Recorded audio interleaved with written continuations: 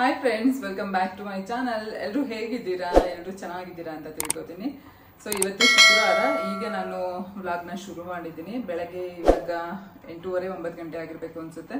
So ಇವಾಗ ನಾನು ತಿಂಡಿಗೆ ಚಿಕನ್ ಮಾಡ್ತಾ ಇದ್ದೀನಿ. ನಾಳೆ ಶನಿವಾರ ಮತ್ತೆ ನಾಡಿದ್ದು ಭಾನುವಾರ. ನಮ್ಮ ಮನೆಯಲ್ಲಿ ತಿನ್ನಲ್ಲ ನಾವು ಶನಿವಾರ, ಭಾನುವಾರ, ಸೋಮವಾರ. ಸೊ ಹಾಗಾಗಿ ಇವಾಗ ಬೆಳಗ್ಗೆಗೆ ತಿಂಡಿಗೆ ಮಾಡಿದ್ರೆ ಬೆಳಗ್ಗೆ ಮಧ್ಯಾಹ್ನ ತಿನ್ಬೋದಲ್ವಾ ಅಂದ್ಬಿಟ್ಟು ಇವಾಗ ನಾನು ಚಿಕನ್ ಮಾಡ್ತಾ ಇದ್ದೀನಿ. ಸೊ ನಾನು ಚಿಕನ್ ಸಾಂಬಾರ್ನ ಅಂದ್ರೆ ಇವಾಗ ನಾನು ತಂದಿರೋದು ಫಾರಂ ಚಿಕನ್ ಬರುತ್ತಲ್ವಾ, ಆ ಚಿಕನ್. ಸೊ ಎಲ್ಲರೂ ಇದನ್ನ ಮಾಡ್ತಾರೆ ಸಾಂಬಾರು, ಬಟ್ ನಾನು ಹೇಗ್ ಮಾಡ್ತೀನಿ ಅನ್ನೋದನ್ನ ಇವತ್ತು ನಿಮ್ಗೆ ತೋರಿಸ್ಕೊಡ್ತೀನಿ. ಸೊ ಇವಾಗ ಇಲ್ಲಿ ಅನ್ನಕ್ಕೆ ಇಟ್ಟಿದ್ದೀನಿ ಈ ಸೈಡು, ಮತ್ತೆ ಇಲ್ಲಿ ಆಲ್ರೆಡಿ ಚಿಕನ್ ಸಹ ತೊಳೆದು ಇಟ್ಕೊಂಡಿದ್ದೀನಿ. ಇವಾಗ ಚಿಕನ್ ಸಾಂಬಾರ್ನ ಹೇಗ್ ಮಾಡ್ತೀನಿ ಅಂತ ನಾನು ತೋರಿಸ್ಕೊಡ್ತೇನೆ. ಮೊದಲಿಗೆ ಒಂದು ಬಾಣಲಿಯಲ್ಲಿ 2 ಸ್ಪೂನ್ ಎಣ್ಣೆನ ಬಿಸಿ ಮಾಡಿಕೊಂಡು ಅದಕ್ಕೆ 2ರಿಂದ 3 ಸಣ್ಣ ಗಾತ್ರದ ಈರುಳ್ಳಿ ಹಾಗೆ 3ರಿಂದ 4 ಬೆಳ್ಳುಳ್ಳಿಯನ್ನು ಹಾಕ್ಕೊಂಡು ಅದು ಹಸಿ ವಾಸನೆ ಹೋಗೋವರೆಗೂ ಅಂದರೆ ಕಲರ್ ಚೇಂಜ್ ಆಗೋವರೆಗೂ ಸಣ್ಣ ಉರಿಯಲ್ಲಿ ಒಂದು 3ರಿಂದ 4 ನಿಮಿಷ ಅದನ್ನು ಚೆನ್ನಾಗಿ ಫ್ರೈ ಮಾಡ್ಕೋಬೇಕು. ನಂತರ ಅದನ್ನು ತಣ್ಣಗಾಗಕ್ಕೆ ಬಿಟ್ಟು ಅದೇ ಬಾಣಲಿಗೆ ನಾನು 9ರಿಂದ 10 ಹಸಿ ಮೆಣಸಿಕಾಯಿನ ಹಾಕ್ಕೊಂಡು ಹಸಿ ವಾಸನೆ ಹೋಗೋವರೆಗೂ ಅದನ್ನು ಫ್ರೈ ಮಾಡ್ಕೊತಾ ಇದ್ದೀನಿ. ಈರುಳ್ಳಿ ಬೆಳ್ಳುಳ್ಳಿ ತಣ್ಣಗಾಗಿದೆ. ಈರುಳ್ಳಿ ರುಬ್ಕೊಳ್ಳುವಾಗ ನಾವು ಅದಕ್ಕೆ ಒಂಚೂರು ಲೈಟಾಗಿ ಅರಿಶಿನ ಹಾಕೋಬೇಕಾಗುತ್ತೆ. ಸೊ ಅರಿಶಿನ ಹಾಕ್ಕೊಂಡು ಅದನ್ನು ನುಣ್ಣಗೆ ರುಬ್ಕೋಬೇಕು. ಈರುಳ್ಳಿ ಬೆಳ್ಳುಳ್ಳಿನ ಚೆನ್ನಾಗಿ ನುಣ್ಣಗೆ ರುಬ್ಕೋಬೇಕು.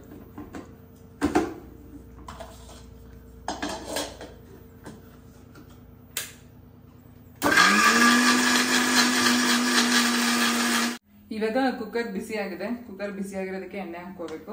ನಾನು ಪಾಕೆಟಲ್ಲಿ ಎಣ್ಣೆ ಹಾಕ್ತಿದ್ದೀನಿ ಅಂತ ಯಾರು ಕಾಮೆಂಟ್ ಮಾಡಬೇಡಿ. ಏನಕ್ಕಪ್ಪ ಅಂದ್ರೆ ಆಯಿಲ್ ಡಿಸ್ಪೆನ್ಸರ್ ಒಡೆದೋಗಿದೆ. ಸೊ ಹೊಸದು ಬುಕ್ ಮಾಡಿದ್ದೀನಿ, ಬರಬೇಕು, ವೆಯ್ಟ್ ಮಾಡ್ತಿದ್ದೀನಿ. ಅದಕ್ಕೆ ಪಾಕೆಟಲ್ಲೇ ಯೂಸ್ ಮಾಡ್ತಿದ್ದೀನಿ, ಹಂಗೆ ಬೇರೆ ಯಾವುದಕ್ಕೂ ಯೂಸ್ ಮಾಡೋದು ಬೇಡ ಅಂತ. ಸೊ ಇವಾಗ ಎಣ್ಣೆ ಹಾಕಿದ್ದೀನಿ. ಎಣ್ಣೆ ಬಿಸಿ ಆಗಬೇಕು. ಎಣ್ಣೆ ಬಿಸಿ ಆದಮೇಲೆ ಈರುಳ್ಳಿ ರುಬ್ಕೊಂಡಿದೀವಲ್ಲ, ಸೊ ಅದನ್ನ ಹಾಕಬೇಕು.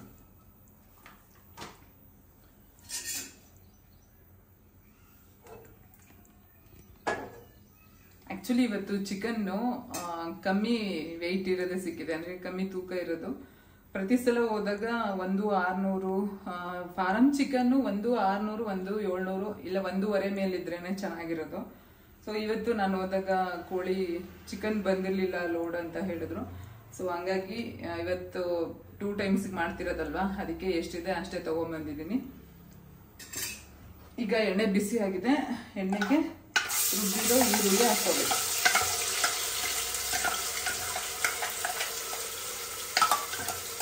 ಈರುಳ್ಳಿ ಹಾಕಿ ಆದ್ಮೇಲೆ ಅದು ಚೆನ್ನಾಗಿ ಸ್ವಲ್ಪ ಎಣ್ಣೆಯಲ್ಲಿ ಮತ್ತೆ ಫ್ರೈ ಆಗಬೇಕು.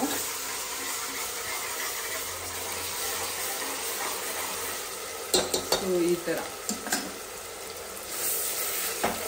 ಅದು ಚೆನ್ನಾಗಿ ಸ್ವಲ್ಪ ಎಣ್ಣೆಯಲ್ಲಿ ಈರುಳ್ಳಿ ಫ್ರೈ ಆದರೆ ಸಾಂಬಾರ್ ಚೆನ್ನಾಗಿ ಬರುತ್ತೆ, ಟೇಸ್ಟ್.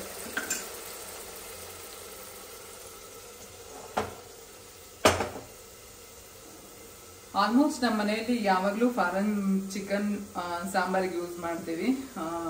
ಬೈಲರ್ ತುಂಬಾ ರೇರು. ಬೈಲರ್ ಯಾವಾಗ ಅಂದ್ರೆ ನಾನೇನಕ್ಕಾದ್ರೂ ಡಯಟ್ ರೆಸಿಪಿ ಮಾಡ್ಕೋತೀನಲ್ವಾ ಅವಾಗ, ಇಲ್ಲಾಂದ್ರೆ ಕಬಾಬ್ ಮಾಡುವಾಗ ಆ ಟೈಮಲ್ಲಿ ಮಾತ್ರ ತಗೊಂಡ್ಬರ್ತೀವಿ. ಇಲ್ಲಾಂದ್ರೆ ಬೈಲರ್ ಚಿಕನ್ ಅಷ್ಟೊಂದು ಇಷ್ಟ ಆಗಲ್ಲ, ಯಾಕೆಂದ್ರೆ ಅದು ಒಂಥರ ಹತ್ತಿ ತರ ಆಗ್ಬಿಡುತ್ತಲ್ವಾ ಬೆಂದಾಗ. ಸೊ ಹಂಗಾಗಿ ಫ್ರೈಗೆ ಚಿಕನ್ಗೆ ಇದನ್ನೇ ಜಾಸ್ತಿ ಯೂಸ್ ಮಾಡ್ತೀವಿ ನಮ್ಮ ಮನೆಯಲ್ಲಿ. ಸೊ ಇವಾಗ ಈರುಳ್ಳಿ ಫ್ರೈ ಆಗಿದೆ. ಸೊ ಈರುಳ್ಳಿ ಫ್ರೈ ಆಗೋದಕ್ಕೆ ನಾನು ತೊಳೆದಿಟ್ಕೊಂಡಿದ್ದೀನಲ್ವಾ ಚಿಕನ್ ಹಾಕೋತಾ ಇದ್ದೀನಿ. ಈ ಸತಿ ಕೋಳಿ ಕಮ್ಮಿ ಇತ್ತಲ್ವಾ, ಅದಕ್ಕೆ ಮೊಟ್ಟೆನೂ ಬಂದಿಲ್ಲ ಇದರಲ್ಲಿ ಈ ಸಲ. ಸೊ ಇವಾಗ ನೀಟಾಗಿ ತೊಳೆದಿರೋ ಚಿಕನ್ನ ಹಾಕೋತಾ ಇದ್ದೀನಿ. ಚಿಕನ್ ಯಾವಾಗಲೂ ನೀರು ಫಸ್ಟ್ ನೀಟಾಗಿ ತೊಳ್ಕೊಂಡು ನೀರೆಲ್ಲ ಪೂರ್ತಿ ಹೋಗೋವರೆಗೂ ಅದನ್ನ ಸೋಸಿ ಇಟ್ಕೋಬೇಕು. ನೀರು ಅದ್ರ ಜೊತೆಗೆ ಹಾಕಬಾರ್ದು. ಇವಾಗ ಚಿಕನ್ ಹಾಕಿದ್ಮೇಲೆ ಅದನ್ನ ಚೆನ್ನಾಗಿ ಮಿಕ್ಸ್ ಮಾಡ್ಕೋಬೇಕು.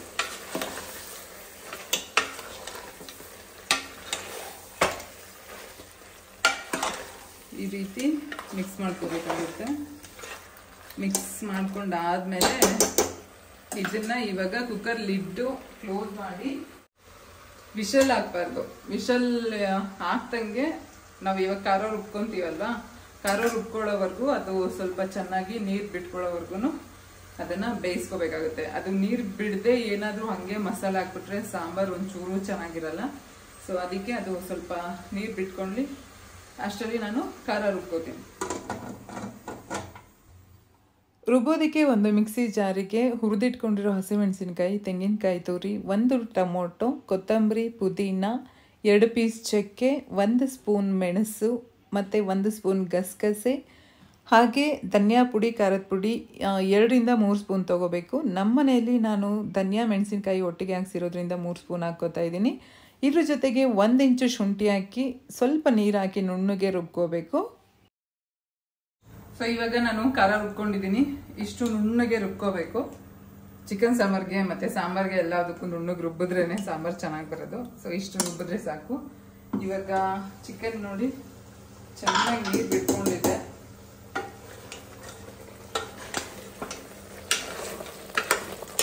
ಸೈಡಲ್ಲಿ ಕಾಣಿಸ್ತಿದೆ ಅಲ್ವಾ ನಿಮಗೆ? ಸೊ ಇದು ಹಾಗೆ ನೀರು ಬಿಟ್ಕೋಬೇಕು.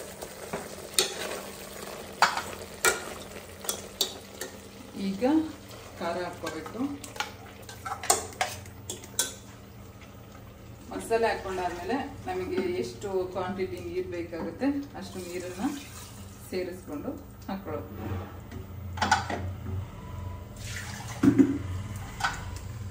ಯಾರೋ ಹೇಳಿದ್ರಿ ಅಣಬೆ ಸಾಂಬಾರ್ ಮಾಡಿ ಅಂತ, ಜೋಳದ ರೊಟ್ಟಿ ಅಣಬೆ ಸಾಂಬಾರ್ ಮಾಡಿ ಅಂತ ಹೇಳ್ಬಿಟ್ಟು. ಅಣಬೆ ಸಾಂಬಾರ್ ನನಗೆ ಅಷ್ಟೊಂದು ಇಷ್ಟ ಆಗಲ್ಲ.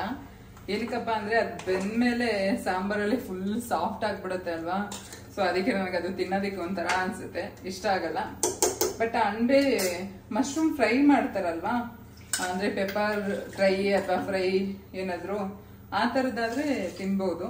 ಸೊ ಅದನ್ನ ನೆಕ್ಸ್ಟ್ ಟೈಮ್ ನಾನು ಯಾವಾಗಾದ್ರೂ ಮಾಡಿದಾಗ ನಿಮ್ಗೆ ಅದನ್ನ ವಿಡಿಯೋ ಮಾಡ್ತೀನಿ. ನಾನು ಪೆಪ್ಪರ್ ಐಟಮ್ ಏನಾದ್ರು ಮಾಡಿದಾಗ, ಮಶ್ರೂಮ್ ಐಟಮ್ ಏನಾದ್ರು ಮಾಡಿದಾಗ ಸಾಂಬಾರ್ ಮಾಡಲ್ಲ, ಅದು ನನ್ಗೆ ಇಷ್ಟ ಆಗಲ್ಲ. ಇವಾಗ ಸಾಂಬಾರ್ಗೆ ರುಚಿಗೆ ಎಷ್ಟು ಬೇಕು ಅಷ್ಟು ಉಪ್ಪು ಹಾಕೋತಾ ಇದ್ದೀನಿ.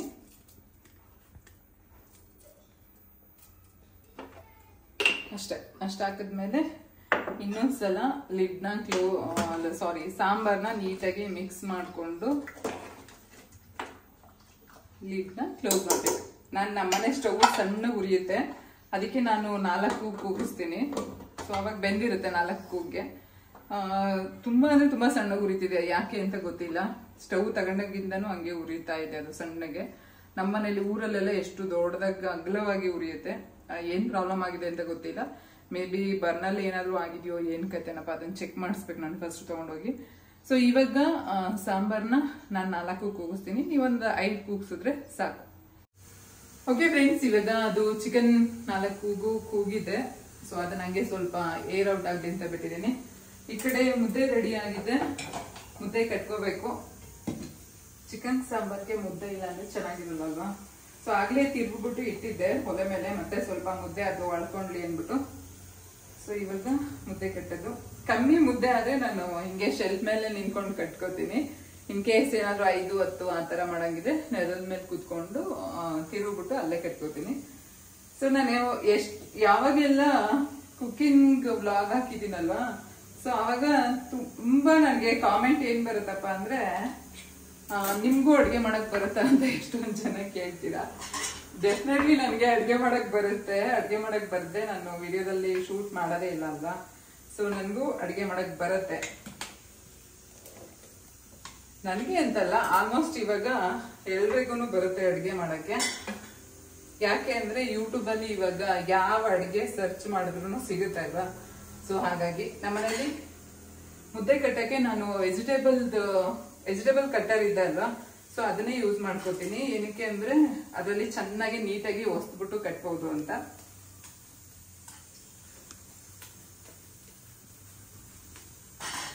ಇಷ್ಟೇ. ಮುದ್ದೆನ ಯಾವತ್ತೂ ತುಂಬಾ ದಪ್ಪನೂ ಕಟ್ಟಬಾರ್ದು, ತುಂಬಾ ಸಣ್ಣನೂ ಕಟ್ಟಬಾರ್ದು.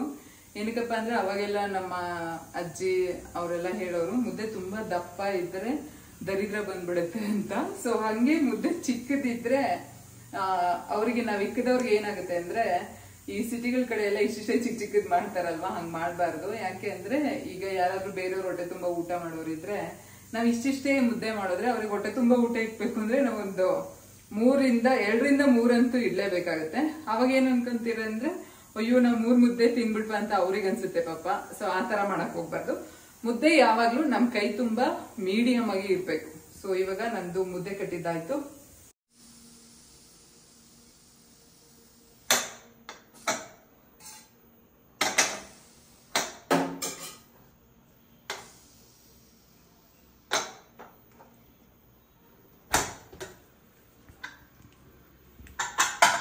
ಚಿಕನ್ ಸಾಂಬಾರ್ ಎಷ್ಟು ಚೆನ್ನಾಗಿ ಬಂದಿದೆ ನೋಡಿ. ಈ ತರ ಬರ್ಬೇಕು. ಮೊಟ್ಟೆ ಇಲ್ಲ ಅನ್ನೋದೊಂದು ಬೇಜಾರು ಇದ್ರಲ್ಲಿ. ಇವಾಗ